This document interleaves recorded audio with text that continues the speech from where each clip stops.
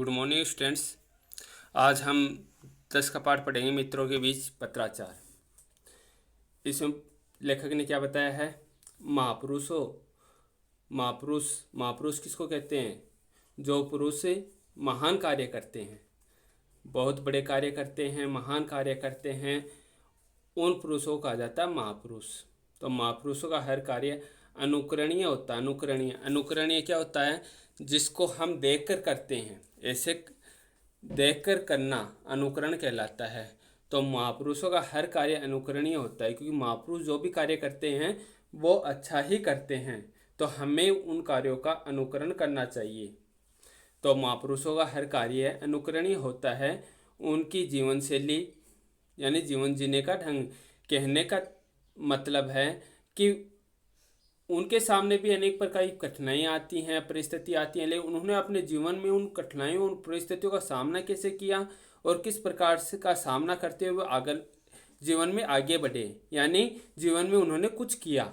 उनकी जीवन शैली में तो जीवन में कुछ करना, तो उन्होंने अपने जीवन में बहुत कुछ किया था। तो उनकी जीवन शैली लेखन शैली क्या होती है? जो उन्होंने पुस्तकें लिखी हैं, किसी ने कविताएं लिखी हैं, किसी ने कहानी, किसी ने चौपाई, किसी ने कोई ग्रंथ, बहुत सारी पुस्तकें लिखी हैं। तो वैज्ञानिक होते हैं, उन्होंने पुस्तकें लिखी हैं। उन्होंने अपनी पुस्तकों के माध्यम से बताया है कि किस प्रकार की समस्याएं, कठिनाइयां उनके सामने आती थी और कैसे वो अपने जीवन में आगे बढ़े थे, उन्होंने अपने जीवन में क्या क्या किया, वो सारी बातें इसके अंतर्गत उन्होंने बताई हैं। तो उनकी जीवन शैली है, उनकी जो लेखन शैली है, जो लिखने का जो विकास है, सभी कुछ उदाहरण होती हैं कि महापुरुषों का हर कार्य अनुकरण करने योग्य होता है। हमें उन कार्यों का अनुकरण करना चाहिए। और उनकी जो जीवन शैली है, लेखन शैली है, तो कुछ उदाहरण होती हैं। तो उनके कार्यों का कुछ उदाहरण है, वो हमें उनके जीवनी के माध्यम से पता चलते हैं। जो उन्होंने कुछ लिखा है उसको पढ़ करके हमें उनके बारे में पता चलता है।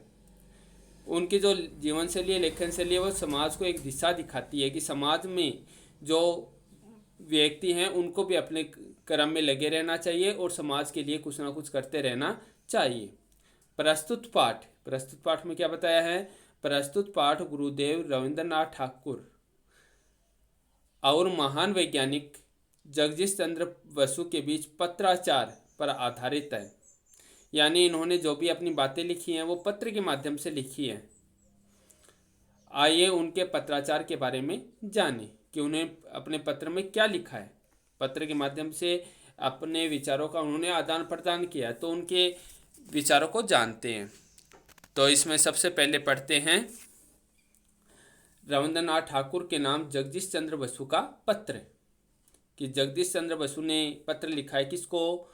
रविंद्रनाथ ठाकुर को। तो उस पत्र के बारे में पढ़ते हैं। तो ये लंदन क्या है? जो भी हम पत्र लिखते हैं उससे पहले हमें पता लिखना होता है। तो लंदन क्या है? पता है 2 नवंबर सन 1900। 2 नवंबर सन 1900 क्या है? ये तारीख है। जब भी हम पत्र लिखते हैं तो उसके लिए तिथि लिखनी होती है। तो ये पत्र जगदीश चंद्र बसु ने लिखा है, जिन्होंने पता लिखा लंदन, और तिथि कितनी है? 2 नवंबर 1900। बंधु किसको बताया है?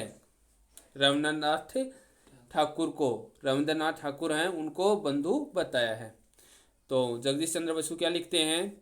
तुम्हारे 2 पत्र पाकर अत्यधिक प्रसन्न हुआ। अत्यधिक क्या होता है? बहुत ज़्यादा। अत्यधिक का क्या अर्थ होता है? बहुत ज़्यादा। तो तुम्हारे 2 पत्र पाकर बहुत खुश हुआ। पिछले 2 महीनों से मेरे मन में दिन रात संघर्ष चल रहा है। तो जगदीश चंद्र बसु बता रहे हैं कि पिछले 2 महीनों से मेरे मन में दिन रात संघर्ष चल रहा है। संघर्ष क्या होता है? कठिनाइयों का सामना करना। तो दिन रात उनके सामने जो कठिनाई आ रही हैं वो उनका सामना कर रहे हैं। क्या कठिनाई आ रही है? यहाँ रहूँ या अपने देश लौट जाऊँ? जगदीश चंद्र बसु कहाँ हैं? लंदन है। तो लंदन तो विदेश हो गया, और स्वदेश कौन सा है? भारत है। स्वदेश यानी अपना देश। तो स्वदेश कौन सा? भारत है। तो वो कहते हैं मैं या लंदन जाऊं या फिर अपने देश वापस चला जाऊं। क्या तुम भी मुझे प्रलुब्ध करोगे? प्रलुब्ध क्या होता है? लालच देना। तो क्या तुम मुझे अपने देश बुलाने के लिए कोई लालच दोगे या फिर यहाँ रहने के लिए कोई लालच दोगे? तो कहने का मतलब है जगदीश चंद्र बसु के मन में द्वंद्व चढ़ रहा है कि मैं अपने देश जाऊं या यहाँ रहूं। तो मैं, आप ही बताओ, मैं कौन सा काम करूं? अपने देश वापस लौट जाऊं या यहाँ रहूं? जरा सोचकर देखिए, यदि हम सब अपना अपना बोझ छिटक कर चल दें, यदि हम सब अपना बोझ छिटक कर चल दें, तब कौन उस भार को वहन करेगा? वहन करना क्या होता है? उठाना। वहन करने का अर्थ होता है उठाना। तो यदि हम सब अपना बोझ है वो दूसरों पर लाद देंगे तो उस बोझ को कौन उठाएगा? कोई वहन करेगा क्या? और भी याद करके देखिए, 3 साल पहले मैं तुम्हारे लिए एक प्रकार से अपरिचित ही था। अपरिचित का क्या अर्थ होता है? जो परिचित ना हो, जो जानता ना हो, अपरिचित। तो पहले मैं भी तुम्हें नहीं जानता था और तुम भी मुझे नहीं जानते थे। कब? 3 साल पहले। 3 साल पहले हम दोनों एक दूसरे के लिए क्या थे? अपरिचित ही थे। न तो तुम मुझे जानते थे और न ही मैं तुम्हें जानता था। तुम स्वतः क्या होता है? अपने आप। तुम स्वतः ही पर्वत होकर मेरे निकट आए। तुम स्वतः ही प्रकट होकर मेरे निकट आए। तो स्वतः ही होता है अपने आप। प्रवृत्त होता है प्रभावित। तो तुम मुझसे प्रभावित होकर खुद ही मेरे निकट आए थे। तत्पश्चात का अर्थ होता है उसके बाद। तत्पश्चात का क्या अर्थ होता है? उसके बाद। एक एक करके अनेक आत्मजनों के प्रबल स्नेह बंधन से अवधत हुआ। अवधत क्या होता है? आज़ाद होना। फिर सबसे पहले तो तुम मेरे पास आए थे मुझसे प्रभावित होकर के, और फिर एक एक करके उसके बाद में एक एक करके जो आत्मजन हैं, जो मुझे चाहने वाले लोग हैं, वो मेरे स्नेह बंधन के कारण, मेरे प्रेम भाव के कारण है मैं आज़ाद हो गया था। अवदत होता आज़ाद होना। तो इन सब प्रेम बंधन से मैं क्या हो गया? आज़ाद हो गया। आम लोग जिन बंधनों में जकड़े रहते हैं, मैं उन सब से मुक्त हूँ। मुक्त क्या होता है? आज़ाद होना ही होता है। फिर भी उस आंचल का बंधन काटकर अलग नहीं हो सकता। फिर भी आंचल का बंधन काटकर अलग नहीं हो सकता। मतलब आंचल का बंधन किसको बताया? अपने देश को बताया है। तो आंचल का बंधन काटना यानी अपने देश से अलग मैं नहीं हो सकता। तो इसमें क्या बताया? इसमें यही बताया गया है कि हम सब यदि किसी को भी अपना बोझ दें तो उस बोझ को, उस भार को कोई वहन नहीं कर पाएगा, उसको कोई उठा नहीं पाएगा। और ये रविन्द्रनाथ ठाकुर से कहते हैं कि 3 साल पहले हम दोनों एक दूसरे के लिए अपरिचित ही थे। फिर मुझसे प्रभावित होकर तुम अपने आप ही मेरे पास आए थे और आज मैं सारे बंधनों से मुक्त हूँ। लेकिन फिर भी मैं भारत देश से अलग नहीं हो सकता। बताया ना? उस आंचल का बंधन काट कर अलग नहीं हो सकता। तात्पर्य है कि भारत देश से कभी अलग नहीं हो सकता। मैं सभी बंधनों से तो मुक्त हूँ, लेकिन भारत देश है जो मेरा अपना देश है, मैं उससे प्रेम करता हूँ, मैं उससे कभी अलग नहीं हो सकता। मैं कई बार बिना सोचे लिखता हूँ। वो बताते हैं, मैं कई बार बिना सोचे लिखता हूँ कि जो लिखता हूँ वो बिना सोचे लिख देता हूँ। तात्पर्य है कि उनके अंदर ऐसे भाव उठते हैं कि सोचने की आवश्यकता ही नहीं होती। जो उनके हृदय के अंदर से भाव उठते हैं ना, उसी आधार पर वो लिख देते हैं। कई बार चेष्टा किए बगैर ही मन में बहुतेरे भाव उठते हैं। चेष्टा क्या होता है? कोशिश। चेष्टा का अर्थ होता है कोशिश। और बहुतेरे, तेरे मतलब है बहुत सारे। बहुतेरे का अर्थ है बहुत सारे। तो कई बार कोशिश किए बिना ही, बगैर मतलब बिना ही, कई बार कोशिश किए बिना ही मन में बहुत सारे भाव उठते हैं। कि कोशिश करने पर मन में भाव उठते हैं, लेकिन कई बार तो ऐसा होता है कि कोशिश करने की आवश्यकता ही नहीं होती, कोशिश किए बगैर ही भाव उठते हैं। बाद में आश्चर्यचकित रह जाता हूँ, फिर विस्मय हो जाता है। यह सब मेरे बावजूद है, मुझसे परे है। परे मतलब अलग। इन सब से, यह सब मेरे से क्या है? अलग है। कौन मुझे यह सब सुना जाता है? मेरे हृदय की मूल अंतर्वेदना है। अंतर्वेदना क्या होता है? जो हृदय के अंदर जो दुख होता है ना, उसको कहते हैं अंतर्वेदना। तो भारतवर्ष, यानी मुझे कौन कहता है ये सब लिखने के लिए, ये सब बोलने के लिए कौन कहता है? वो उनके हृदय में जो भाव उठते हैं वही कहते हैं। और भाव कहाँ से आते हैं? अपने देश से, भारतवर्ष से, अपने देश से आते हैं। यदि वहाँ रहकर मैं कुछ कर सका, कहाँ रहकर? भारत में, अपने देश में रहकर यदि मैं कुछ कर सका तो अपने जीवन को धन्य समझूंगा। यहाँ पर जगदीश चंद्र बसु अपने जीवन को धन्य कब समझेंगे? जब वो भारत में रहकर कुछ कर सकेंगे। स्वदेश, स्वदेश क्या होता है? अपना देश। स्वदेश लौटने पर जो विघ्न बाधाएं उपस्थित होगी, विघ्न बाधाएं क्या होती हैं? मुसीबतें, कष्ट, कठिनाइयाँ, उसको कहते हैं विघ्न बाधाएं। तो स्वदेश लौटने पर, यानी अपने देश लौटने पर, अपना देश कौन सा? भारत। भारत लौटने पर जो विघ्न बाधाएं उपस्थित होंगी वह सब समझ रहा हूँ, मैं वह सब समझता हूँ। यदि मेरा अभीष्ट, अभीष्ट का क्या अर्थ होता है? उद्देश्य। यदि मेरा अभीष्ट यानी उद्देश्य अपूर्ण रह जाए, अपूर्ण क्या होता है? जो पूरा नहीं होता। मेरा उद्देश्य यदि बीच में ही रह जाता है तो उसे सहन कर लूँगा। तो इसमें क्या बताया गया है? इसमें यही बताया गया है कि इसमें जगदीश चंद्र बसु हैं, जो कुछ लिखते हैं वो बिना सोचे ही लिखते हैं। उन्हें लिखने के लिए किसी प्रकार कोई कोशिश नहीं करनी पड़ती, वो बिना कोशिश ही उनके मन में बहुत सारे भाव उठते हैं और उन सारे भावों को लेकर वो आश्चर्यचकित भी हो जाते हैं। वो बताते हैं कि मेरे हृदय में एक अंतर्वेदना है, मेरे हृदय के अंदर एक दुख है। वो कौन सा है? भारतवर्ष की। मैं भारत से अलग हूँ, मैं कहाँ हूँ? विदेश हूँ, लंदन हूँ। बस यही मेरे अंदर का एक दुख है कि मैं विदेश हूँ, मैं अपने देश में नहीं हूँ। मैं भारत में रहकर, पता है ना, यदि वहाँ रहकर, यानी मैं भारत में रहकर कुछ करना चाहता हूँ और भारत के लिए यदि मैं थोड़ा बहुत कुछ भी कर दूँ तो उससे मेरा जीवन क्या हो जाएगा? धन्य हो जाएगा। यदि भारत में रहकर मैं कुछ कर सकूं तो उससे मेरा जीवन है वो धन्य हो जाएगा।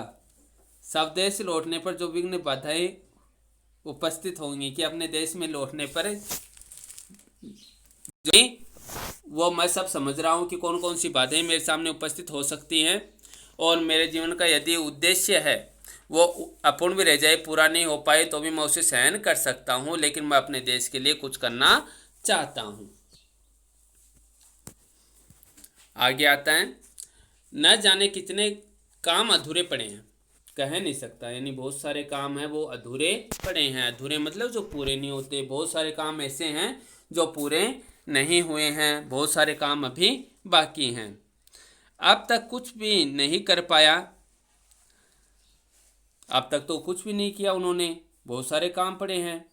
यंत्र तैयार करने में, यंत्र तैयार करने में बहुत समय लग रहा है। यानी वैज्ञानिक होते हैं वो खोज करते रहते हैं, है ना। तो यहाँ पर भी वो खोज कर रहे हैं, तो उसके लिए बता रहे हैं, एक यंत्र की खोज कर रहे हैं, तो उसी के बारे में बताया है कि यंत्र तैयार करने में बहुत समय लग रहा है।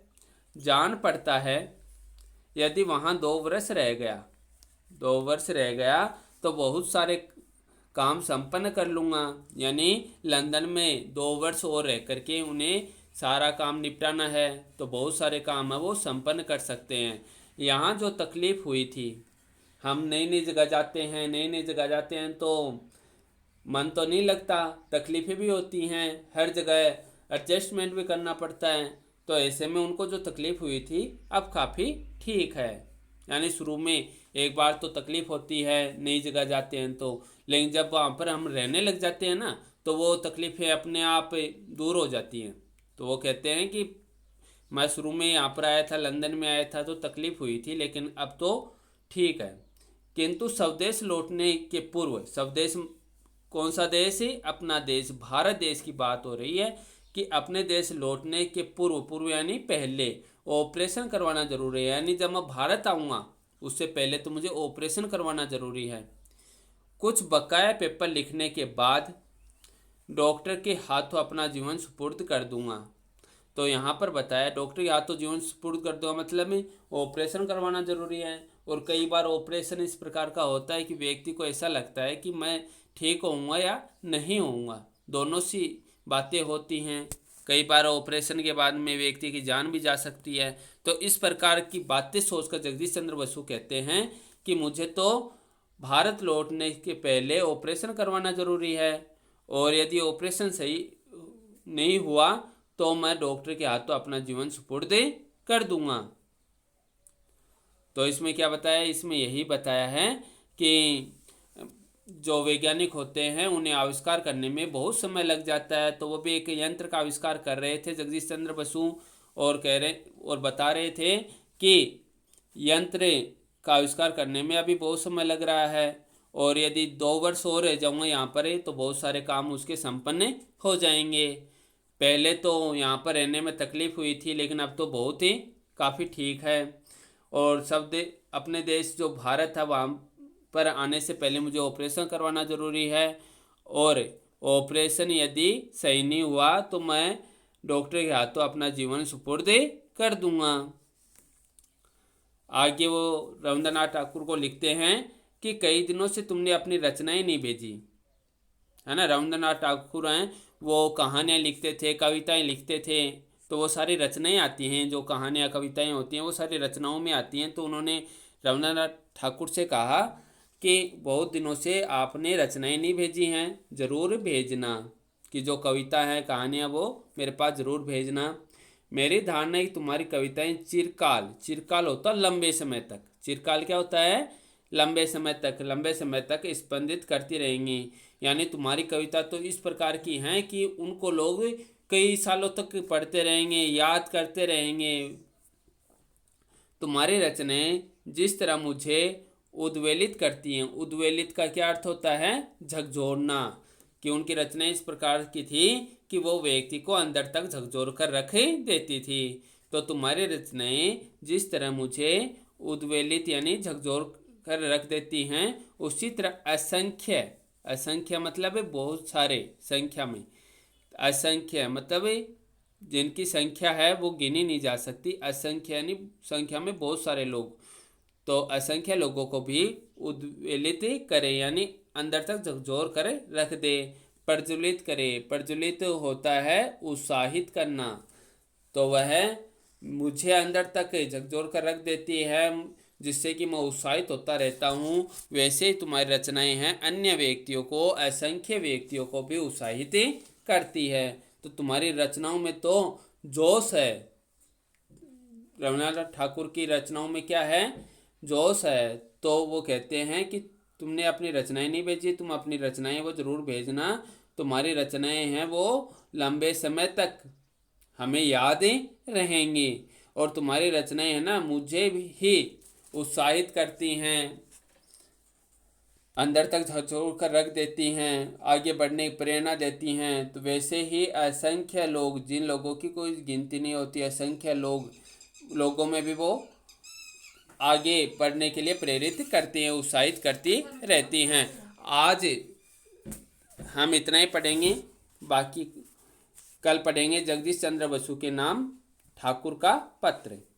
ये दूसरा पत्र है जो रविंद्रनाथ ठाकुर लिख रहे हैं, किसको, जगदीश चंद्र बसु को। ये पत्र हम कल पढ़ेंगे। धन्यवाद।